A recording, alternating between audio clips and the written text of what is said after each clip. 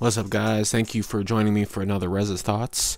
This week, I am once again Reza-Kaze, and before I get into what's on my mind, I am going to just quickly go over the gameplays that you'll be watching. I have two gameplays. I hope that's not too loud there. Oh well. One's a winning gameplay, one is a losing gameplay. And the losing one is such a close game. Both were squad deathmatch games. Three teams, like it was, I think, the score was 50 to 49 to I think 47, I believe. And then the second game, we just fucking wrecked. These weren't back-to-back games. They were pretty damn close with it, though, actually. I think in a couple games after this. But the second game I threw in there because I started recording like a fourth of the way through because it was going so great and I just wanted to get the game, and I was sad that I only got that part, and because we absolutely wrecked. Our score was greater than the other threes combined. But anyways, the losing gameplay is squad deathmatch on, I think, Operation Metro, which has nothing to do with the Metro line. It's just outside. I don't really like that whatsoever, but hey, it is what it is. The reason I don't normally like showing losing gameplays because, you know, it's a losing gameplay. Why would you want to watch a losing gameplay? But just the way this game works with Battlefield, you can have so much fun even in losing games. Call of Duty, you can't have that. It's like fucking you win, and that's the kind of games that people want to watch. With Battlefield, I don't mind watching losing gameplays because it's interesting gameplay. And I thought we did a pretty good job and really came back and almost pulled it off. You'll see how damn close this was. And I'll talk about the second game when it actually comes to it. So, now, what's on my mind is demos and betas. And when I first thought of this, it was on my mind, and fuck, I was gonna do that on another commentary. Well, shit. Man, that just ruined my whole fucking commentary then. I was gonna do it on something else, because I have another gameplay eventually that lined up. So I was going to talk about demos because it was a shitty ass demo. Well, fuck. Oh well, I guess I'll just have to end up just talking about the game. Anyways, first part I'm just going to get right to is demos. Short for demonstration, obviously. Companies will release the game, a demo of the game to try to sort of outline, you know, what's going on, and try to hook you into it before you buy it. And what I see a demo as it really should highlight the very strengths of the game. It should, you know, that big hook for the game. I'm always talking about that hook because that hook is what gets you to keep playing. If you don't have a hook, you don't have anything. You're not going to end up playing. Now, the last few demos I've played, the last I've even like came across, have been sort of lacking. The most recent demo I played was Spec Ops: The Line, and you know, they always have the same sort of thing. What you see in this demo will not necessarily appear in the final game or in the same order or at all. You know, they could change it drastically, they could take it out, they could add stuff. I think in the game, I think it went from like chapter 2 to chapter 5 or 15 eventually. I don't fucking know what it went to. You'll see it when I actually do my thoughts on it. Where not thoughts, when I talk about Spec Ops and give my views on the demo. But if you have a game, any sort of game that's not, you know, has that big draw to what it is. Say Mario. Mario doesn't need a demo. You're gonna have the same.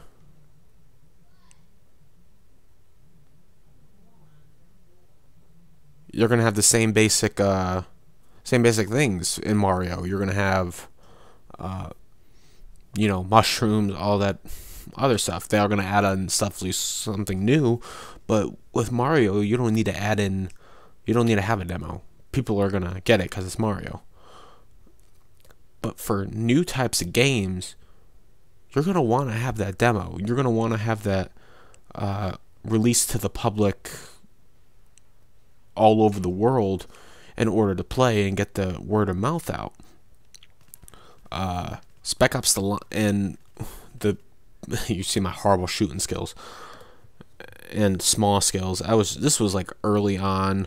As you can see, I don't even have a squad specialization. I think I have one on a certain class, and it's just I wasn't too good early on, obviously. Now, when I think about how a demo should be, and I think I'm starting to repeat myself, I want to play it and be like, wow, this fucking game is amazing. I have to play it. I have to get the full game when it comes out. Spec Ops The Line did not do that for me. And I'm not going to divulge too much about it. I'll do a whole separate commentary for that. But, it had some sort of squad details. You tell your squad to flashbang the bus, or you tell, this guy is the primary target, take him out right away. That was a cool little thing. I like that feature, and I see that that's going to be heavily used in the game. So I'm glad they put that in. But as far as other features goes, I didn't see much of any other, specialty features for the game. And and this just pissed me off. I just missed. I didn't see any, real big, huge features to make me want to pick up that game. I didn't see it. It wasn't there. And it got me to thinking, why would you release this part as a demo? There wasn't really that many cool gunfights. There wasn't like really any difficult enemies that you had to deal with. They were all bearable. None of them were real strong.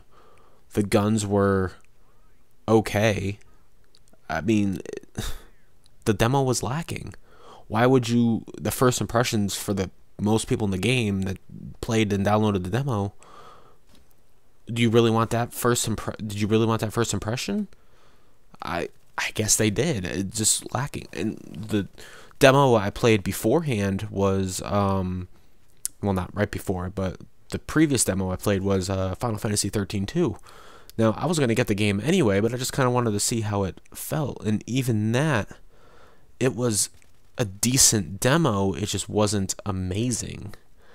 It did highlight a majority of, the skill. I mean, because it was the first chapter you had where it was your two main characters that you were using. So everything, was being introduced to you anyway. So you got that whole feeling of the game.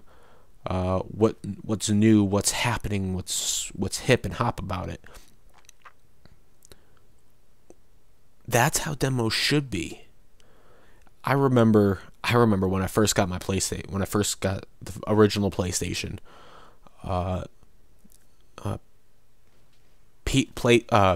was now called PSM. I don't even know if it's still around, but PlayStation Monthly, PlayStation Magazine. They would release a demo disc with their magazine. I think in the recent years before they changed their name and whatnot, they stopped doing the demo disc. And like I said, I don't even know if they're still around. Like, my subscription got canceled because they weren't there, but then I seen it in stores, and it didn't make much sense at all. But they had demo discs with your magazine, and you didn't have just, I love the knife animation. I just absolutely love that. They didn't have like a specified game for the disc. It was usually, 4 or 5 games at least. I remember some discs had like 6 or 7 games, and it wasn't like 10 minutes, 15. It was like an hour worth of playtime, and like I extended it. The one demo that I continuously played the hell out of was Legaia or Legia, however you want to pronounce it, for the PlayStation. And that's such like a rare game. I even found it a couple of years ago and started playing it, but I never ended up beating it. I was really, really sad about that. But it's just, you know, I had a PS2. I even had, I think, a PS3 at that time. And I'm playing a very early PS1 game. That graphic change was just too much to bear. But those kind of demos, you know, really, you know, the combos that I got from that Legaia game, the combos, the specialties, the healing prop, everything, it was like, bam. And, you know, that's what was needed. If I'm playing that demo over and over again, it's working to make me want to play the full game. And almost every single one of the demos I played, you know, they were fun. They didn't give you like a 60-minute time limit. They got you playing that thing for however long you wanted. Not a 60-minute mission. No, not 60 minutes total. Not anything like that crap. It just makes me wonder what happened with these demos as of late. They're slipping. They're not showing the highlights of the games.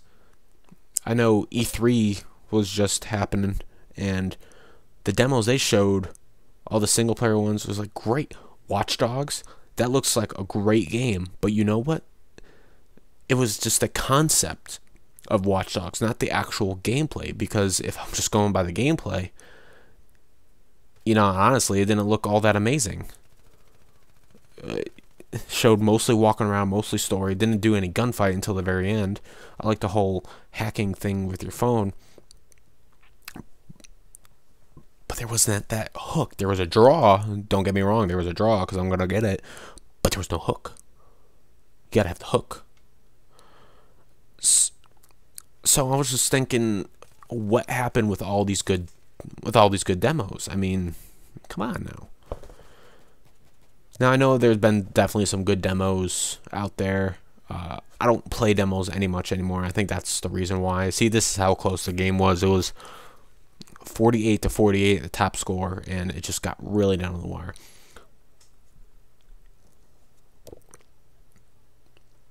So, had to take a drink.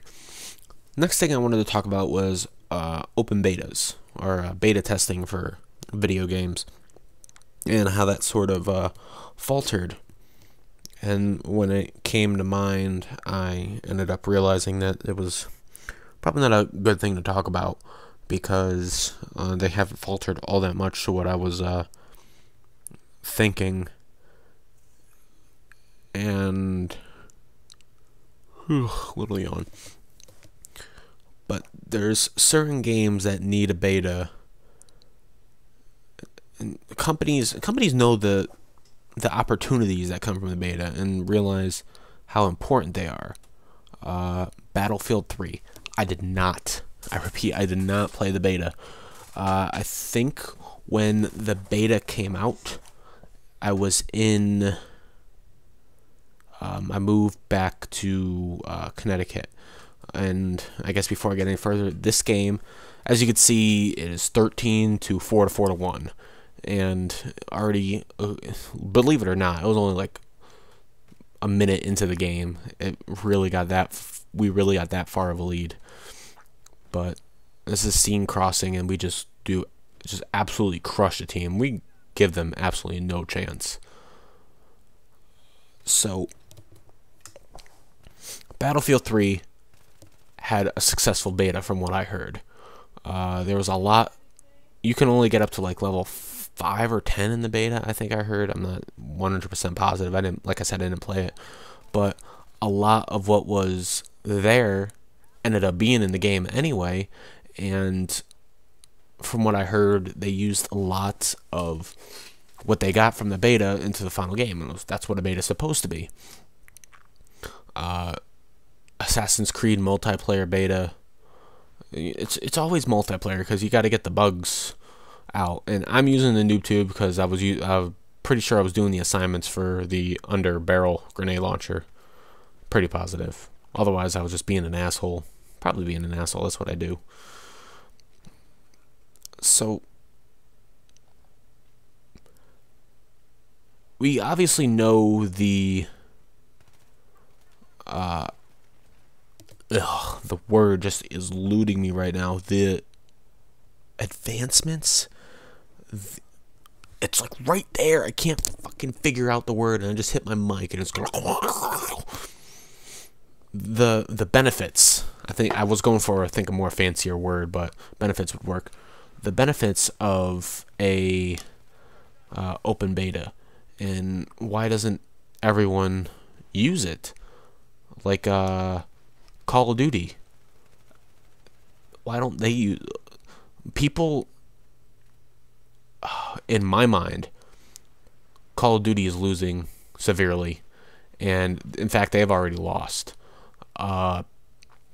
That's why I play Battlefield more often. I'm gonna hope to sooner or later get a dual comm with my friend and talk about Battlefield and Call of Duty. And I got some long games that I can put over that conversation for you. And because he wasn't as much. I got him playing Call of Duty. He got me playing Battlefield, so I guess we're even. And just Call of Duty has just gotten into repetitive nature. I'm not going to go into the whole Call of Duty conversation because that's not what this is all about. But the thoughts of having an open beta still has eluded Call of Duty.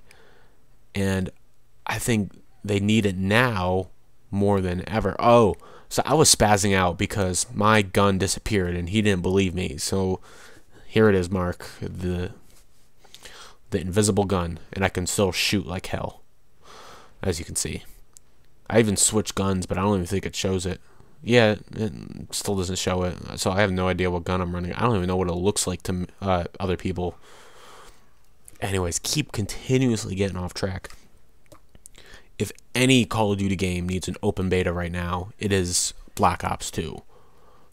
They're talking about how this multiplayer, they're going like back to the basics, going back to the roots. You need an open beta for this. If you want, I'm not going to buy, even for zombies, I'm not going to buy the game just for zombies.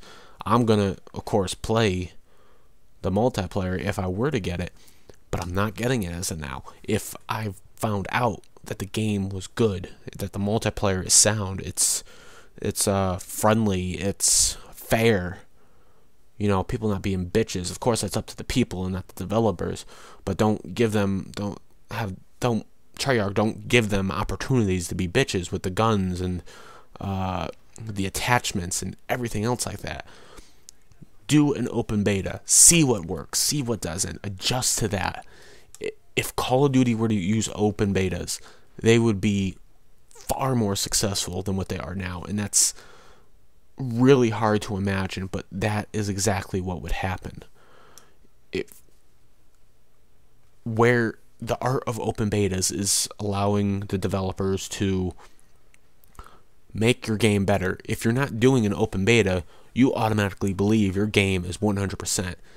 And then when it comes time to release the game, your game is not 100%. You just completely fucked up, and now you're looking for a huge patch in the end to fix everything that you did. That's what you guys got to do. Don't do it. Do an open beta. You're fine. Do a demo. Do both. Give me a demo and an open beta, and I'll be fucking happy. So I hope you enjoyed my my ramblings of sorts, and as you saw, it was a massacre. 50 to 20 to 15 to 12. Like I said, them added up doesn't even reach our score. That's how much we absolutely killed.